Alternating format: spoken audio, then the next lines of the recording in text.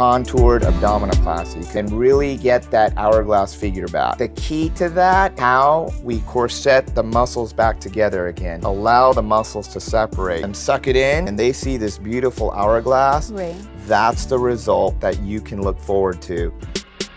Oh, I want a beauty that will give me that glow. The kind of body that'll make them say, whoa. Get it right with the knife who slays. Beauty and the blade. Yeah, get it right with the knife who slays. Beauty and the blade. Get it right with the knife who slays. Face and body. And the blade.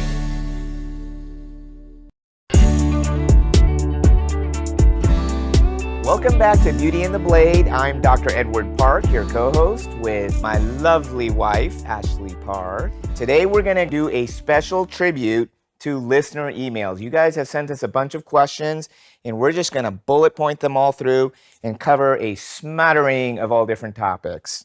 Before we do that, Let's do a natty or not. ooh, natty. One of the actresses that comes up is Julia Roberts. What do you think? She's all natural or had some plastic surgery, The way fillers? she acts, great actress.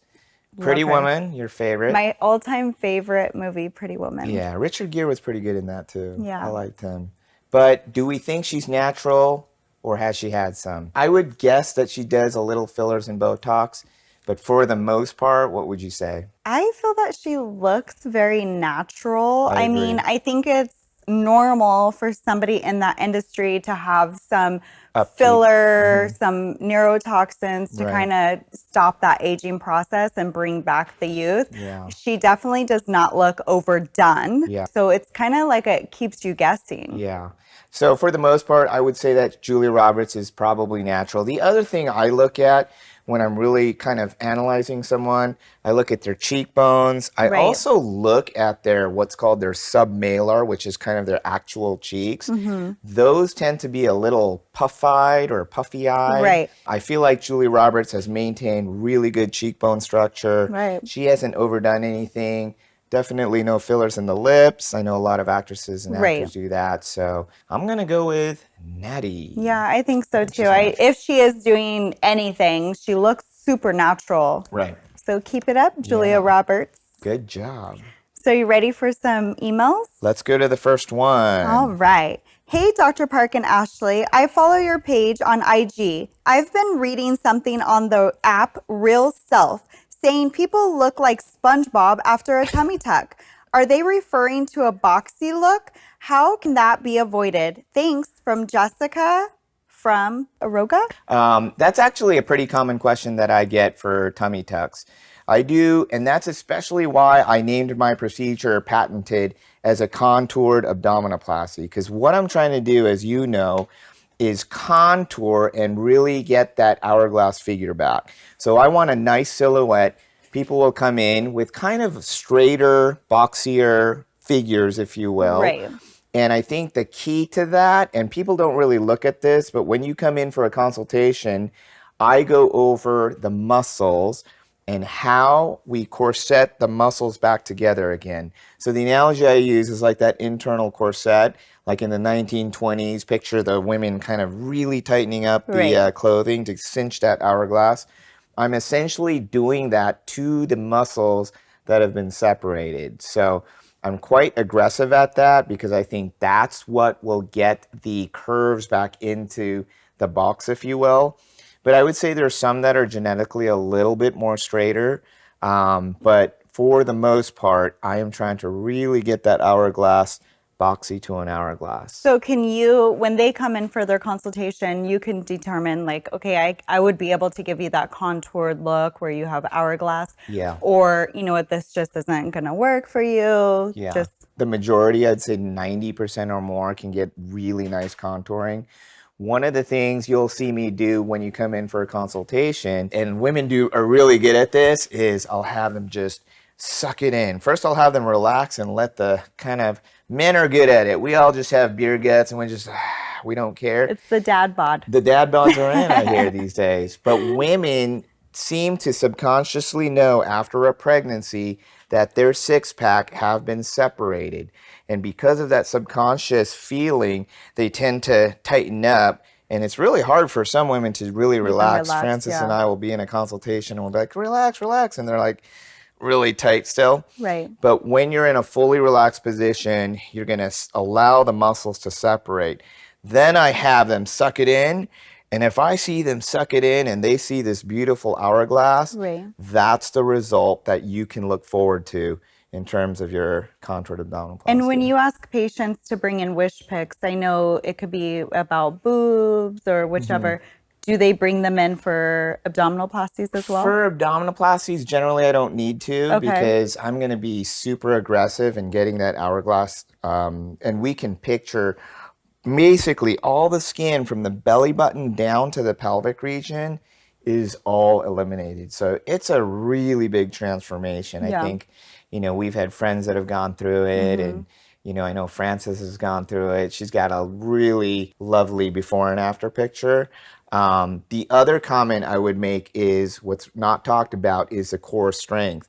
And as you and I know that when the muscles are separated, you have very, very weak core strength. Right. I don't know if you felt that before, but when the muscles are placed back to the center, anatomically positioned, I'm doing a study of planking where certain patients before, let's say they can plank a minute, after surgery, double or longer. very And that is so important. People think, oh, tummy tuck, that's vain.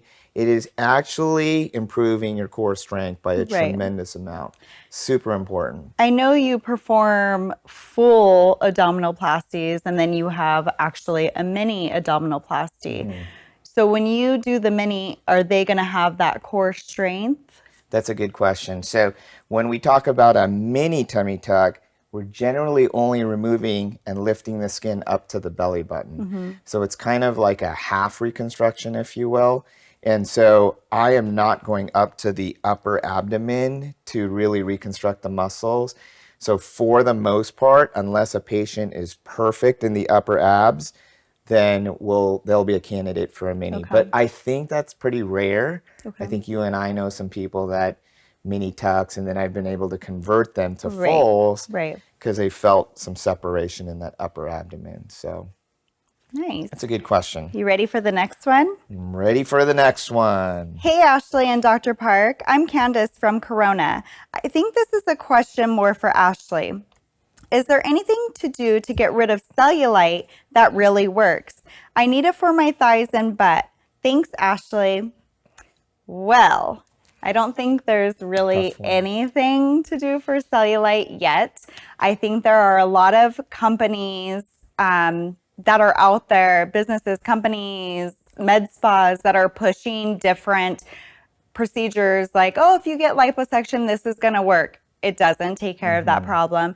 Oh, you can have Selfina. It's going to work. There's men and women that suffer from cellulite, but more women want to take care of it. And I don't think that there's really anything out there that gets rid of it. Yeah. We talked about it a little bit before, but there's actually a machine called Selfina, and it works from an external kind of rubbing the area, and it doesn't do anything invasive.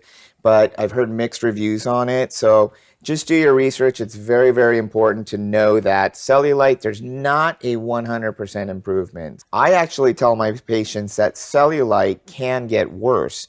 So we've got to be really, really careful and make sure you're a good candidate for liposuction and to not make risks even worse. So Okay, let's go into our next one. Hello, Beauty and the Blade. This is Linda from Garden Grove. A friend of mine is talking about getting Kybella for her double chin. Does it work? Are there any other products or procedures that work better for double chins? I am interested. Thanks.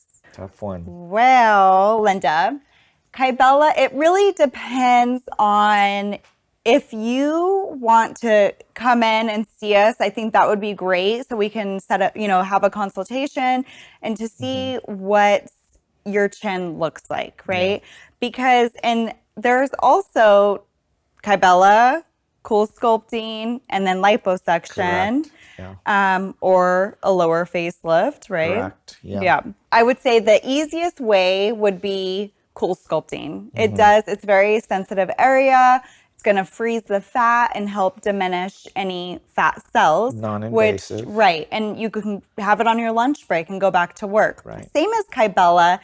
The only thing is that it kind of stings a little bit for about, I say, 10 to 15 minutes. So we have our patients sit in our room. It's an injectable that's basically bombing those fat cells. Destroying it. It's destroying them. And does it permanently? Does it get rid of everything? Not necessarily. What we've seen is it does help. We would have to see you and to really do a full consultation to determine what you would really need. Yeah, and for a full consultation, feel free to call us at 1-888-900-9065, 1-888-900-9065. And what Ashley said was really, really important. There are 4 different options and possibly more. Kybella, I think it's good because you can really target where you're injecting. Right. I think Cool Sculpting is limited. It's got a applicator that's got to fit perfectly. These things all kind of destroy fat cells permanently. There are some that can remain. The final option in terms of just fat is liposuction to the neck. If we do an evaluation, either Ashley or myself, and we say, wow, there's a lot more fat here than can be treated with Kybella, then I've been doing quite a bit of liposuction in the neck and have gotten nice results. So now we're talking about minor surgery.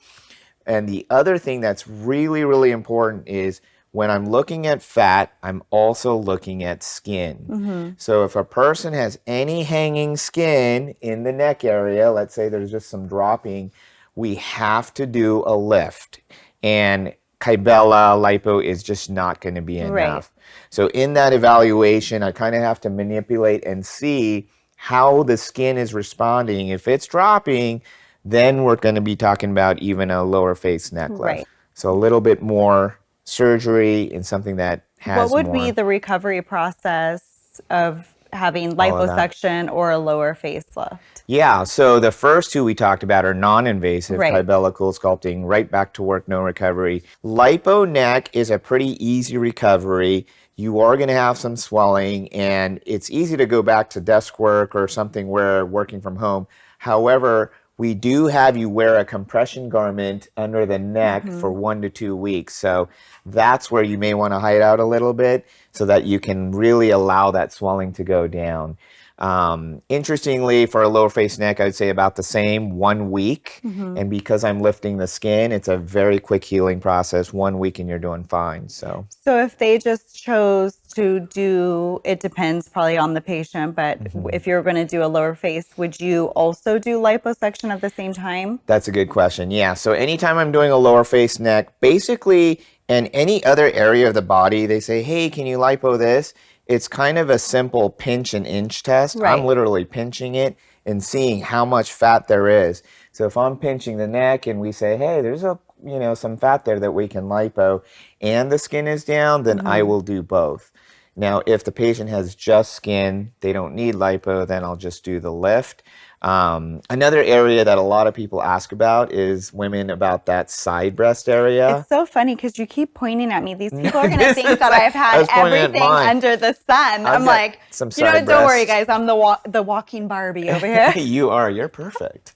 Well, thank you. He has to say that, just like your parents have to tell you that you're great. That's coming up. But wouldn't you say that almost every consult in the breast? I mean, it really depends on the weights of the patient. If you've gone through weight gain, weight loss, there's different. Yeah. And I always blame it on the bra. And I've always kind of joked, I'm going to invent the Park bra because I will tell you most of the times that women come in, they put the bra on, it's always too tight. And there's a bulge of skin above it and a bulge below it. So during the exam, when the bra strap comes off, it's smooth.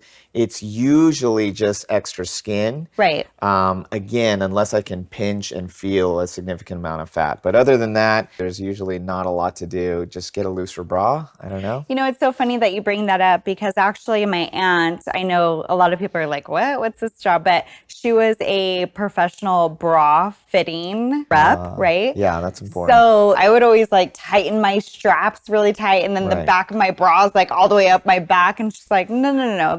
That's what tight. causes this bulge. This is what So it's, I think it's great to actually go to somebody at one of the department stores and get sized and wear your bra properly. Yeah. After any breast surgery, we often tell our patients to go get fitted because there's nothing better than a tailor-made, Right. bra or, I get suits tailored. It's really important to do that so that it fits properly and Right. it's just not pinching your back there. Yeah. You ready for the next one? All righty. Carol from Monrovia emailed, I have a question for Ashley. Uh-oh. Here we go. I know you stopped working in the office and work more at home, which I think is a harder job. 100%. Do you ever miss it? I'm struggling to decide whether to go back to work or not. Thanks, girl.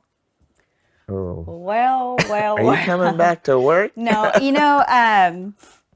I actually am going to be starting back, but I'm only going to be there for a couple days. exciting. I would talk to patients or friends that they actually went through retirement and this and that, and they say, and then we had a friend that retired and went back to dentistry. Yep. Because you think you're going to do all these things. Like, my goal was like, okay, I always say that I went into retirement on July 30th or something like that. I forget. It was at the end of July. I'm like, okay, I'm going to take a break from work. I'm going to spend more time with the kids because I felt like I was working way too much. I became addicted to work and I was working like 14 to 16 hours a day. And you were really good at it. Yes, am. thank you. But what's most important is your children. The time goes by so fast. I feel like you blink your eyes and it's like all of a sudden they're 18 years old. And yes, it's really hard, but when you retire, when you leave your work, you have all these things. Like, I'm like, I'm going to go to the day spa. I'm going to work out 5 times a week. That happened. I'm going to, what happens when you work for so many years, and I've been working since 13, 15 years old, when you leave that, I felt personally like I lost my identity. I didn't do any of the things that I had on my mind. I didn't know what to do with my life, which was weird. Like, I was still really busy with the kids. So have a hobby before you decide to leave work. Have goals that you're going to already accomplish before you actually make that huge change. Yeah, I agree with that. And there's a couple things I've noticed about you doing that. And it was a very difficult decision for you in terms of that. Here you are, you built our med spa, a tremendous you had a huge following of patients, doing the injectables, the Botox and the fillers. I can, say that every single patient misses you. You're just so good at it. I just think you have a gifted natural talent in seeing the aesthetics and not only treating them physically, but really emotionally. I think they connected with you. Right. When you decided to take care of our children, which I just admire you for making funny. that decision. When you decided to take care Because of I don't. they had to fend for themselves. They were out in on an island and you had to go grab them. But no, really, I think it was probably the biggest sacrifice I've seen someone do. Because if I were to quit my job, like you said, I would just, I know you went through some challenges about your identity, but at the same time, I can't thank you enough. I think it was the best decision for you to just love on our children even more 24/7. It just made me appreciate motherhood and moms even more, so that a lot of our patients are moms and I just look up to them because I'm like, how did you sacrifice your time, your job, your everything for your children? And here you are usually putting yourself as a mother kind of lower or last even in terms of. So it's super admirable. You're like my inspiration. I can do it. And I hope to retire like you someday. Don't make me emotional again. I want to see your No, cry. but when I was younger, I was like, you know what? Kids aren't for me. I'm not going to have kids. I'm not. And then, once I had my child, you actually know what love is. And it's that's deep. Yeah. Then I had 3 more and now we have a family of 6. And it is the best thing in the world. Yeah. But you're the best too. Oh, well, because I'm like a fifth child, right? But what's So I funny get- is you talk about you wish you could retire one day and do it. I think there was like a 4-day weekend or something, and you had that time off. Yeah. And you're like, honey, I'll take them. You go do your own thing. I'll take them to I school. lasted like 3 hours. Yeah, you're like, I cannot do this. This is too much. I'm always in the car. Yeah, I don't know. I think moms have this inherent talent. You know, they're little ducklings. They always follow you. And we're actually going to meet them on our next episode. But I'm like, yeah, I can help you. No, where's mommy? Where's mommy? Where's mommy? You know, there's just this connection and this bond, which I feel like you nurture to the nth degree. I'm in such gratitude for that. Now I'm going to start crying because you're just such an awesome mom. On top of that, just your ability to sacrifice that is just tremendous. And I'm really hopeful and anxious that you come back because all the staff are wanting, then where's Ashley? Where's Ashley? The patients. So It's amazing. It's like, I mean, just the other day you called me, you FaceTimed me. this is a funny story. I was actually going to the bathroom and my husband, this is totally TMI, but my husband calls me FaceTiming and I just kind of canceled the call. And he calls me again, I cancel the call. And he's calling me again. So I pick it up, I answer, it's on FaceTime, and I pointed up to the ceiling.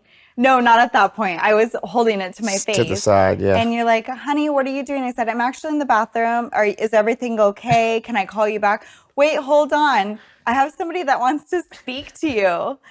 And he puts a patient on the phone as I'm on the toilet. So I'm like pointing, and she's like, Dr. Park, is she okay? Like, but I couldn't talk, and I'm like, okay, I gotta go, bye. But it's nice, and she's like, I can't wait for you to come back. And she's actually somebody that goes to our local church. She is. The best thing in the world is to feel wanted. That's like incredible. This patient of ours was just ranting and raving about how special you are. Frances is in the background, and she hears it all the time. There's always patients. When is Ashley come back? I'm not going to do any of my injections until she comes back. She was just really saying how special you are, and you know, she really, really missed you. And that's why I FaceTimed you on the toilet. I didn't know that, but yeah. Okay, ready for the next one? Yes, ma'am. Janet from Westchester emailed in, Hi, Dr. Park. I want a breast augmentation, but my friend just had one, and one of her breasts is higher than the other. It's really noticeable. It makes me scared to even think about getting one now. Is this something that happens often? Thanks, doctor. All right, this will be our last question, but I'm going to just answer this rather quickly. When you are healing, we first say the biggest adage is, you know, they're sisters, not twins. That's They're right. always a little bit different. They're healing a little bit And you have differently. to always, I mean, even when you have any other procedures, Right. imagine a line going down and they're not not going to perfect. heal the same. They're Right. not going to, they're going to take their Yeah. own time. So God made us all imperfectly perfect, right? So there's you know, imperfections, and we accept them. So anyways, it does depend on where you are in your healing. Definitely just refer to your plastic surgeon, because one could have a capsule. There are Right. different things, but usually at 3 to 6 months, have no fear, they should settle out. Well, let's wrap it up. Time has gone by quick. Feel free to give us a call at 1-888-900-9065. Again, 1-888-900-9065, or our website. FaceTheLetterNBody.com. And our IG, follow us at Face and Body Plastic Surgery. Catch us next time on Go Country 105, Sunday at 7:30, Beauty and the Blade. Face and body.